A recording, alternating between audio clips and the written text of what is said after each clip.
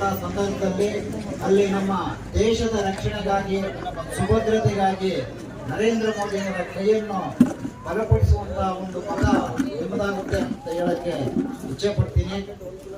ಈಗಾಗಲೇ ಇನ್ನು ನಮ್ಮ ಮುಖಂಡರೆಲ್ಲ ತಿಳಿಸುವರಿದ್ದಾರೆ, ಯಾಕೆ ನಾವು ದೇಶಕ್ಕಾಗಿ ಮತ ನೀಡಬೇಕು, ಯಾಕೆ ಬಿಜೆಪಿ ಜೆಡಿಎಸ್ ಮೈತ್ರಿಯ NDA ಅಭ್ಯರ್ಥಿಗೆ ಮತ ನೀಡಬೇಕು ಅಂತ ಯೋಚನೆ ಮಾಡಿದಾಗ ಈಗಿನ ಎಲ್ಲಾ ವಿದ್ಯಮಾನಗಳನ್ನು ನೋಡಿದಾಗ ಮೊನ್ನೆ ಚಿಕ್ಕಬಳ್ಳಾಪುರದಲ್ಲಿ ನಮ್ಮ ರಾಜ್ಯದ ಹಿರಿಯ ಮುತ್ಸದ್ದಿಗಳು ಹಾಗೂ ಮಾಜಿ ಪ್ರಧಾನಿಗಳಾದಂತಹ ದೇವೇಗೌಡರು ಒಂದು ಮನವಿಯನ್ನ ಪ್ರಧಾನಿ ನರೇಂದ್ರ ಮೋದಿ ಅವರ ಸಮ್ಮುಖದಲ್ಲಿ ಮಾಡ್ತಾರೆ.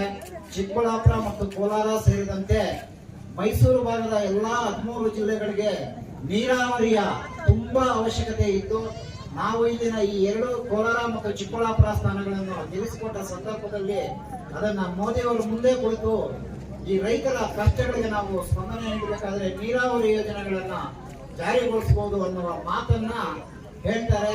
ಅದಕ್ಕೆ ಪ್ರತಿಕ್ರಿಯಿಸಿದ ಮೋದಿ ಅವರು ನೀರಾವರಿ ಯೋಜನೆಯ ಜೊತೆಗೆ ಯಥೇಚ್ಛವಾಗಿ ನಾವಿನ್ನು ನೋಡಿದೀವಿ, ಇಲ್ಲಿ ನಮ್ಮ ಪಕ್ಕದಲ್ಲೇ ಸೃಷ್ಟೀಶ್ವರ ದೇವಸ್ಥಾನ ಇದೆ, ಆಂಜನೇಯ ಸ್ವಾಮಿ ದೇವಸ್ಥಾನ ಇದೆ. ಚಿಕ್ಕಬಳ್ಳಾಪುರ ಜಿಲ್ಲೆ ಮತ್ತು ಕೋಲಾರ ಜಿಲ್ಲೆಯನ್ನ ಪ್ರವಾಸಿ ತಾಣವಾಗಿ ಮಾಡಿ 2 ಜಿಲ್ಲೆಗಳ ಪ್ರವಾಸಿ ತಾಣಗಳನ್ನು ಅಭಿವೃದ್ಧಿ ಪಡಿಸಬೇಕಾದಂತಹ ಕರ್ತವ್ಯ ನಮ್ಮ ಮೇಲಿದೆ ಅಂತೇಳಿ ಮೋದಿ ಅವರು ಅವರ ಭಾಷಣದಲ್ಲೇ ಹೇಳ್ತಾರೆ.